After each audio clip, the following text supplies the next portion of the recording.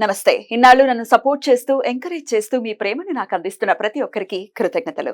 అలాగే ఈ వీడియో కూడా ఖచ్చితంగా మీకు ఉపయోగపడుతుంది. లైక్, షేర్ అండ్ సబ్స్క్రైబ్ చేసి మీ సపోర్ట్‌ని నాకు అందించండి. అలాగే ఈ వీడియో పట్ల మీకున్న అభిప్రాయాన్ని కామెంట్ సెక్షన్‌లో కామెంట్ చేసి తెలియజేయండి. ఇప్పుడు వీడియోని చూద్దాం. సూర్యోస్మి, నేను మీ విక్రమాదిత్య. ఆరోగ్యమే మహాభాగ్యం, ఆరోగ్యం భాస్కరాధీనం. ఆదివారం మద్యం, మాంసం, మైదనం వద్దు, ఆరోగ్యం ఐశ్వర్యం వద్దు.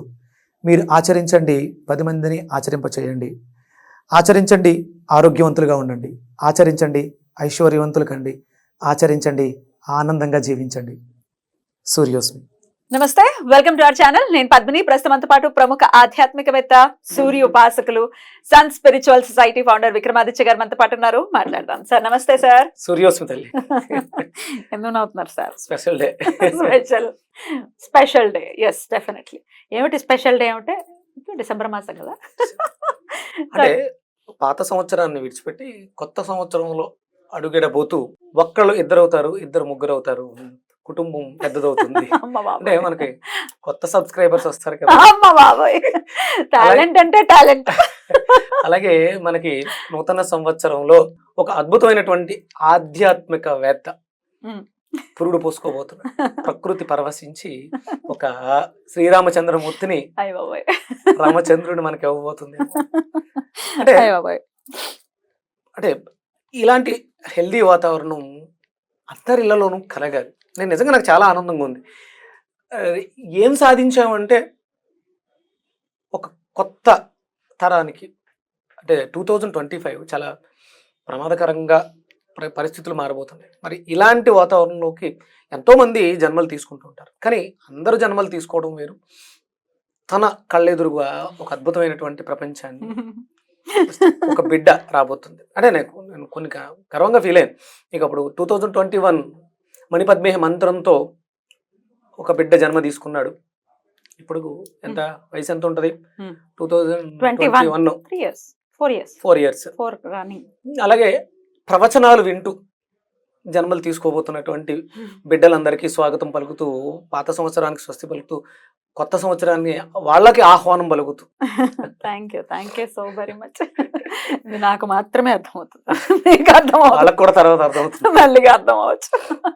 సరే, ఓకే, అర్థమవుతుందమ్మో, అంత తక్కువ అంచనా వేయకూడదు. సార్, బోర్డు మీద రాశారు డిసెంబర్ మాసం రాశి ఫలాలు చెప్పబోతున్నారా? రైట్. డిసెంబర్ రాశి ఫలాలు అని కాదు, కానీ అంటే నేను జ్యోతిష్యం మీద నా రీసెర్చ్ లో నేను ప్రధానంగా దృష్టి పెట్టేది అంటే రవి.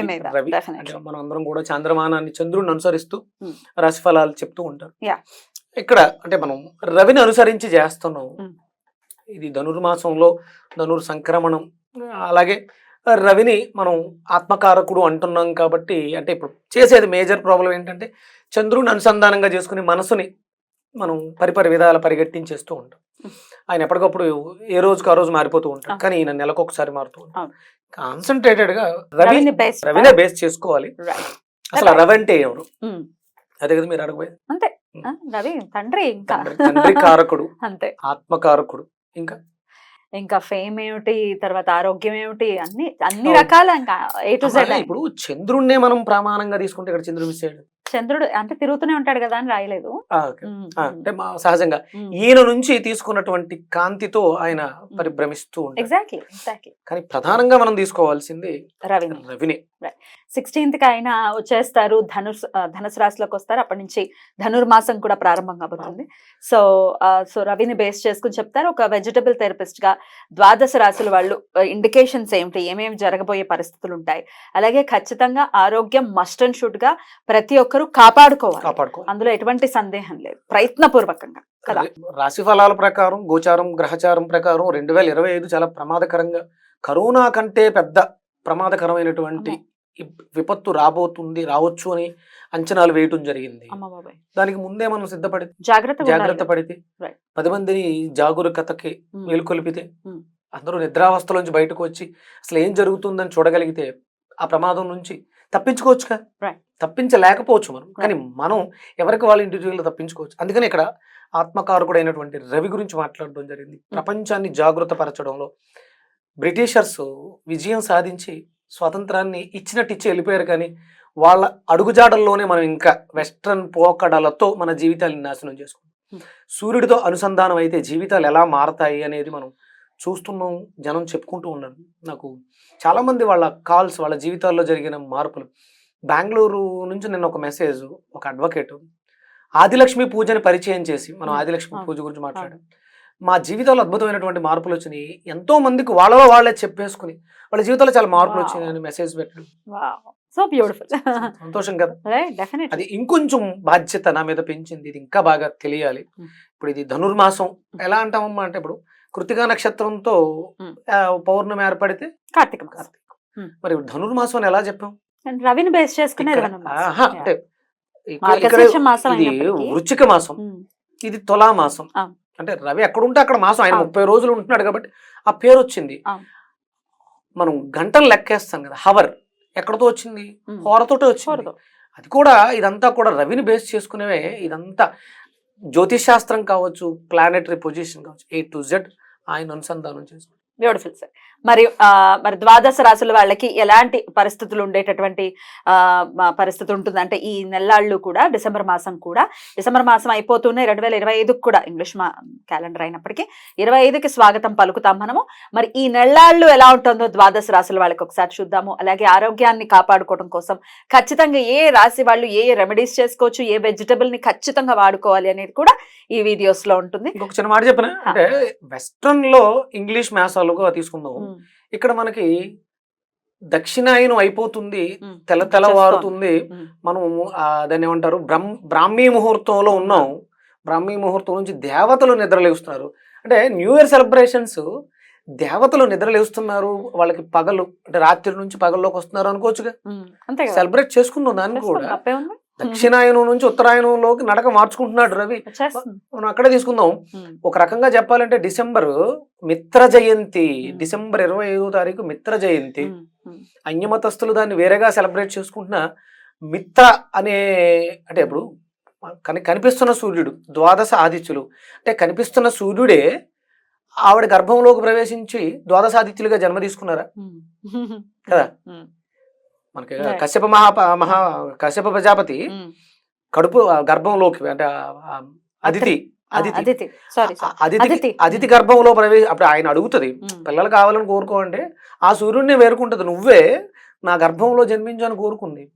అక్కడ మిత్రుగా జన్మ తీసుకున్నారు. అది డిసెంబర్ 25 మిత్ర జయంతిగా, అంటే మనకి ఇక్కడ భారతదేశంలో చేసుకోరు.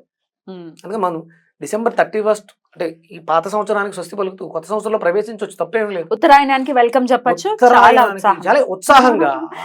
అది అంటే మందు మాంసాలతో భ్రష్టు పట్టిపోకుండా స్వాగతం పలకడానికి స్వచ్ఛంగా ఉందాం, దేవతలని ఆహ్వానిద్దాం కదా.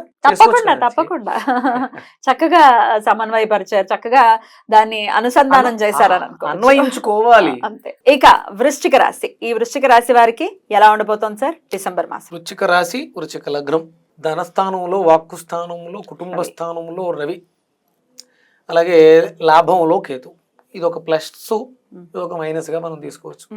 లాభంలో కేతు అంటే ఈ నెల కొంచెం జాగ్రత్తగా ఉండాల్సిన విషయం ఏంటంటే, మనకు వచ్చేటువంటి లాభాల విషయంలో, ఫ్రెండ్స్ విషయంలో కొంచెం కేర్ఫుల్గా ఉండాలి, జాగ్రత్తగా ఉండాలి. అక్క మనం అంటే పెద్దవాళ్ళ విషయంతో ఏమైనా మాట పట్టింపు వస్తే వాటిలో అన్నట్లు కొన్ని మనం పక్కన పెట్టుకోవాలి, శాంతంగా ఉండాలి. ఇంతకుముందు ఏమైనా వచ్చి ఉంటే ఇక్కడ మన వాక్కు ద్వారా ఒక అడుగు కిందకి వేసి తల వంచడం ద్వారా సమస్యలన్నీ కూడా సమస్యపోయే అవకాశం ఉంది. మనకు వచ్చే లాభం ఉంది అన్నప్పుడు కొంచెం తగ్గడం ద్వారా ఆ లాభాలను పెంపొందించుకునే అవకాశం ఏర్పడుతుంది. వాక్కు స్థానంలో రవి అంటే మీరు ఏదైతే తింటున్నారో అది మాట రూపంలో బయటకు వస్తుంది. చాలా జాగ్రత్తగా, అంటే సహజంగానే వృశ్చికం అనేది సహజమైనటువంటి డార్క్నెస్, చీకటి, దాంట్లోంచి భాగ్యంలోకి వృద్ధి చెందాలి. అంటే వృశ్చిక రాశి వాళ్ళు వృద్ధి చెందాలి అంటే మీరు ఏం తింటున్నారో పరిశీలించుకోవాలి. రవి ఇక్కడ ఉన్నాడు ఇప్పుడు కాబట్టి చాలా జాగ్రత్తగా ఉండాలి. దాని ద్వారా అద్భుతమైనటువంటి భాగ్యాన్ని పొందగలుగుతారు, పేరు ప్రఖ్యాతులు వస్తాయి. లేకపోతే మనం మాట్లాడే మాటల వల్ల నెగిటివ్, వీడు చెడ్డవాడు ఎంత గొప్పగా చేసినా ఒక ముద్ర పడిందంటే అది దారుణంగా ఉంటుంది. వీళ్ళు సహజంగా వీళ్ళ మాటలే కొంచెం జాగ్రత్తగా మాట్లాడితే బాగుంటుంది. తిండి అంటే బాగున్నప్పుడు చాలా అద్భుతంగా ఉంటుంది, అదే దానికి వ్యతిరేకంగా కూడా ఉంటుంది. వీళ్ళు విపరీతమైనటువంటి వ్యంగ్య మాటలు మాట్లాడొచ్చే అవకాశం ఉంటుంది సహజంగా. తద్వారా దీన్ని కోల్పోతారు. కుటుంబానికి దూరంగా ఉండడం, కుటుంబంతో ఉండలేకపోవటం, సరైన తిండి లేకపోవటం, ఏది పడితే అది తినేయటం, ఈ ఇబ్బందులు వస్తాయి. లేదు ఇదే బాగుంటే అద్భుతమైనటువంటి, అంటే ఇప్పుడు రవి అక్కడ ఉన్నాడు కాబట్టి రాచరికమైనటువంటి ఆహారాన్ని అతిథి మర్యాదలతో తినే అవకాశం. పంచభక్ష పరమాణాలు వడ్డించినట్టు, అంటే ఎక్కడికో వెళ్ళాం, రాజకీయ నాయకుల వాళ్ళ ఇంటికి వెళ్ళాం, ఇక్కడ అంటే డిపార్ట్మెంట్కి సంబంధించి రవికి సంబంధించి ఆ ఆధిపత్యాన్ని ఇవ్వడం ద్వారా ఆ ఫుడ్ వస్తుంది. లేకపోతే దీనికి వ్యతిరేకంగా నీచమైన ఫుడ్ వస్తూ ఉంటుంది. అందుకని జాగ్రత్తగా ఉండాలి. చాలా లాభాల విషయంలో మనకు వచ్చే విషయంలో ఇబ్బందులు కూడా ఉంటాయి. కొంచెం కేర్ఫుల్గా ఉండండి, జాగ్రత్తగా ఉండండి. సూర్య ఆరాధన వల్ల మనకి ధనానికి లోటు లేకుండా ఉంటుంది, పేరు ప్రఖ్యాతలను పాడు చేసుకోకుండా. మరి ఎట్లా సార్, ఏ ఆరాధన ఎట్లా, ఏ నామంతో చేయమంటారు? భాస్కరాయ నమః నామాన్ని, భాస్కరుడు వృశ్చిక లగ్నానికి భాస్కరుడు అద్భుతమైనటువంటి యోగాన్ని ఇస్తాడు, ధనాన్ని ఇస్తాడు, ఆరోగ్యాన్ని ఇస్తాడు. లక్కీ భాస్కర్ అవుతాడా? లక్కీ భాస్కర్ అక్కడంతా కూడా డబ్బే ఉంటుంది కదా, కోటీశ్వరుడు 100 కోట్లు ఎలా వచ్చినాయి అనేది వృశ్చిక రాశి వాళ్ళు దీన్ని పాటించగలిగితే లక్కీ భాస్కర్ అవుతారు. సూపర్, చాలా బాగా వచ్చింది. రైట్. అయితే వెజిటబుల్ కూడా చెప్పండి సార్, ఏ వెజిటబుల్ ని వాడుకోమంటారు? వెజిటబుల్ విషయంలో వీళ్ళు ఎప్పుడు గుర్తుపెట్టుకోండి, మీకు ధనాన్ని ఇచ్చేది కొబ్బరి, గురుడు. ఇప్పుడే కాదు, జీవితాంతం కూడా మీరు కొబ్బరిని విరివిగా తీసుకోవడం ద్వారా మీ మాట బాగుంటుంది. కొబ్బరిని పంచిపెట్టడం ద్వారా, కొబ్బరికాయని భగవంతుడికి నివేదన చేయడం ద్వారా, కొబ్బరి చెట్లను పెంచడం ద్వారా మీరు విశేషమైనటువంటి ధనవంతులు అవుతారు, నో డౌట్. కొబ్బరిని బాగా విరివిగా తీసుకోండి, స్వీకరించండి ఆహారానికి.